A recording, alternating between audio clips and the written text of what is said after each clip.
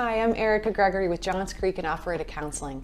Today's video is on anxiety and finances, which is a really important topic because our anxiety has gone up so much since COVID-19 and we don't want our finances to go by the wayside. With me today is DDorman, a financial advisor with Equity Service Inc., to share some financial wisdom and anxiety with us. So welcome, Debbie. Glad to be here. Thank you for having me. Today's video, we're going to cover together why there's so much anxiety around our finances, just how important it is to talk in your relationship, in your marriage about finances, and really to give you some really good tools today, to something you can take home and use right now to help you with your finances and your anxiety around your finances. So let's dive in.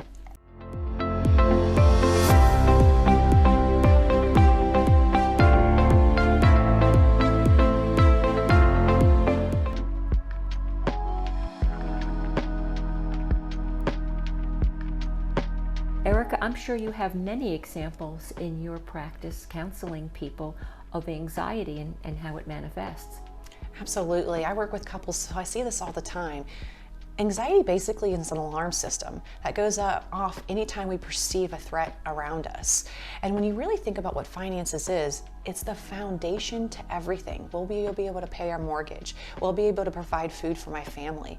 With that, we don't have the basic needs to live. And so when we have a trigger in our environment, an anxiety trigger, we have a fight or flight response. And we see that literally if we see a bear in the woods. But finances, it's more of an abstract. We either fight, we're fighting for control, we're fighting to manage, to dictate, or we flight, we run away, we avoid, we shut down, we appease, we freeze.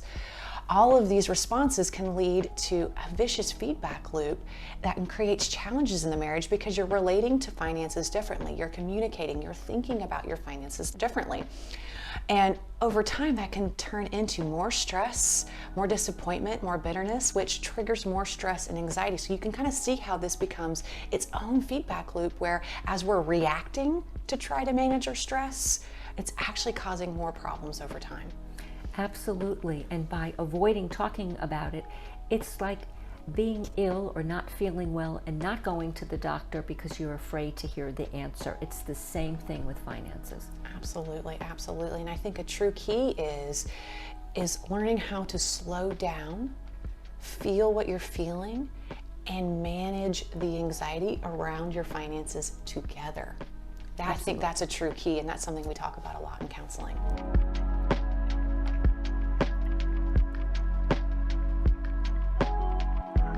Too often, Erica, people tend to put off talking about money and investing, and life goes by. They're busy doing other things. They wind up, they date, they marry, they buy a home, they have a child, and talking about finances is always for later. And then later eventually comes, and they're completely lost. They are embarrassed that they might not even know the right person to talk to, and they mistakenly think you have to be wealthy to speak to a financial advisor, and that just isn't true. So Debbie, when is a good time for couples to come to see a financial advisor, and how do you see anxiety manifest in your practice? Well, that's a great question, Erica. Today would be great if anyone wants to come in and talk to someone that does what I do. Yesterday would even be better.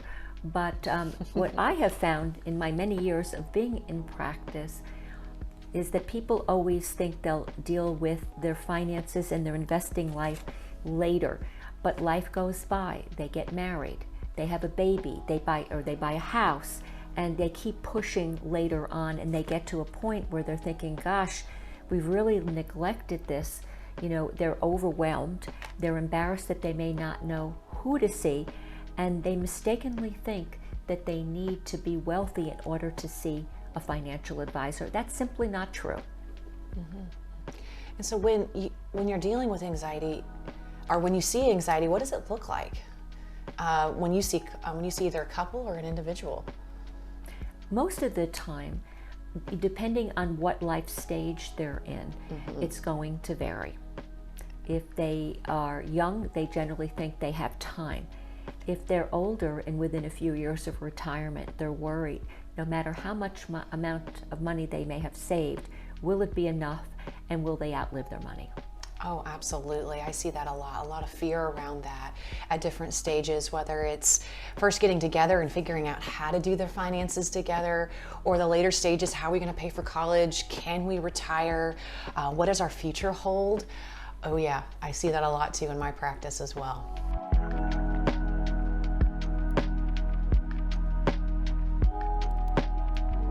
So the real question I want to address today is, if you are having anxiety around finances, what to do about it. I think the first piece of that is a lot of people who have anxiety don't realize they're having it. And so some of the symptoms you may see, or some of the behaviors you may see in your life that lets you know there's some anxiety going on, is you're having a hard time sleeping at night. Maybe you wake up worried about your finances. Maybe you find yourself checking your statements or checking what your spouse is doing. You might notice yourself more irritable, eating too much, eating too little. Any symptoms you see in your practice? Disparate spending styles that cause stress. Absolutely, absolutely. So maybe you binge spend, or you just, in the avoidance, it's, I don't even know what I'm spending. I don't even know what my budget is. I have no awareness of what we're doing month to month. And that in itself can create a lot of fear, because then you don't know, can we make that payment? I don't even know what's in our bank account. So that's some signs of avoidance, as well as that hypervigilance. It cannot go off my mind. I'm having thoughts. It's hard to focus on other things. It's hard to enjoy your son's soccer game because you're sitting there worried about your finances. Or how are you going to put food on the table tomorrow? So those are some real symptoms that you may be experiencing to let you know that you do need to work on the anxiety part. And then it's just naming it to tame it. So naming that I'm having an anxiety response, that kind of separating that from the finances itself for a second of, this is anxiety, now what do I do? And there's some real great practical tools you can use to manage and lower your anxiety. It's about teaching yourself, teaching your body. It's a natural response. So you teach your body to slow back down so that you can then face, how am I going to tackle my finances? So first it's calm.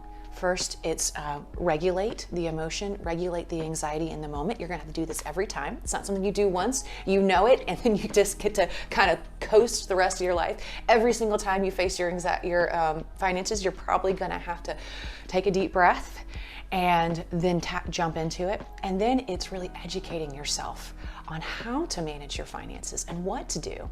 And that's where I pass the baton to you. That's where you're the expert. So, well, thank you. I think that these are very interesting times, and COVID has, of course, added an additional layer of stress, but you can also look at this as an opportunity to spend some more time with your spouse and start to tackle this together as a team. What I always ask people to do, whether they're currently under stress or not, is let's take a look at your life. I always encourage them to take at least 3 months of statements to see how they live. And when I say that, I said, make either a spreadsheet if you tend to be that type of person, or even get something as simple as a journal so that you can write down different categories about where you spend. Those would include food, mortgage or rent, utilities, car payments, the dentist, whatever it might be. But it's interesting because I find food is a very interesting category for a lot of people. I ask them to take the food category and break that down into 3 areas.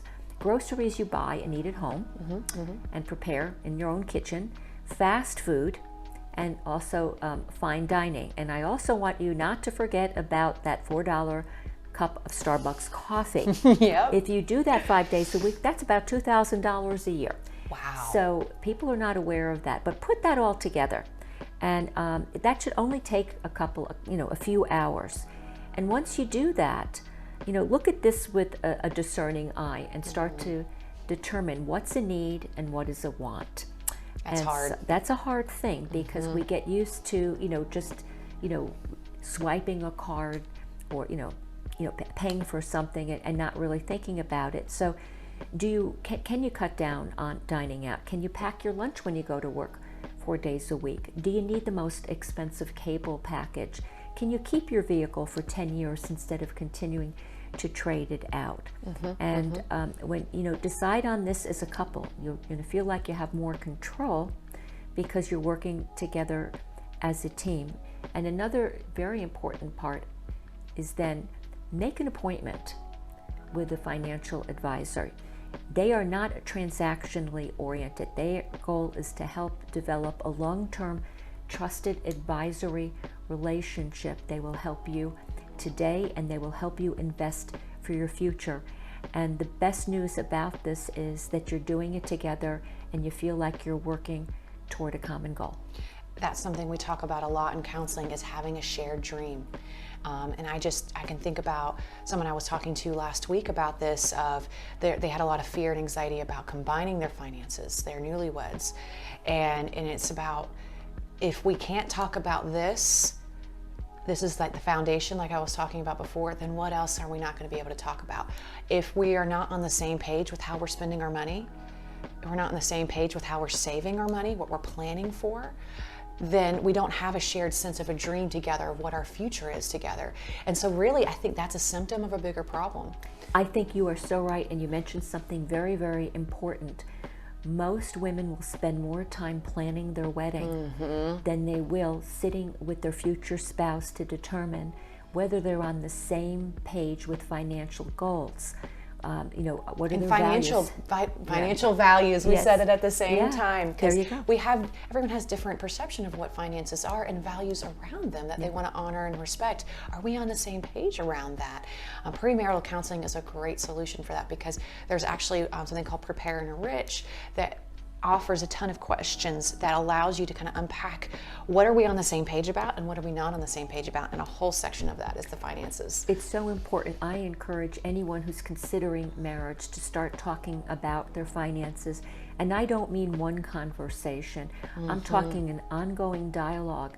If you're already married and in the space we're talking about today as far as anxiety over your finances, again, start having kitchen table conversations.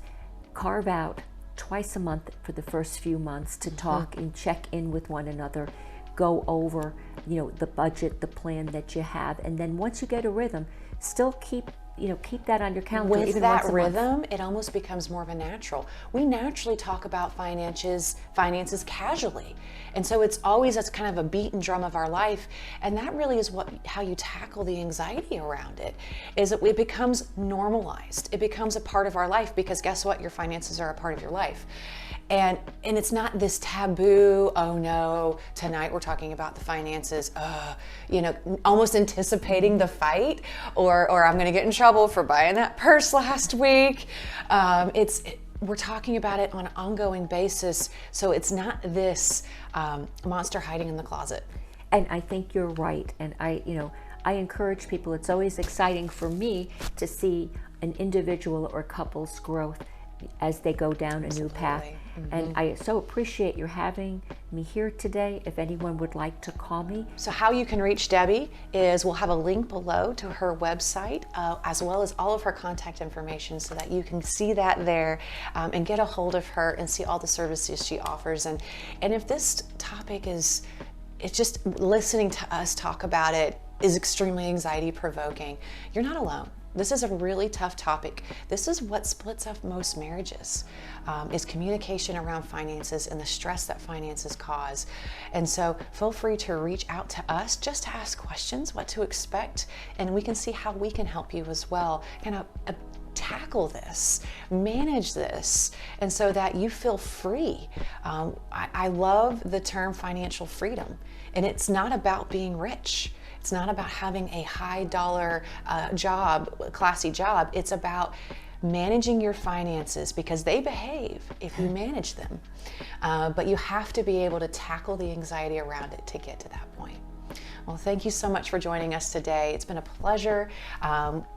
We are producing a lot of videos about anxiety in this anxiety series. So if you would like to see more great videos on anxiety, please hit the subscribe button and the notification bell to see more videos as they come out.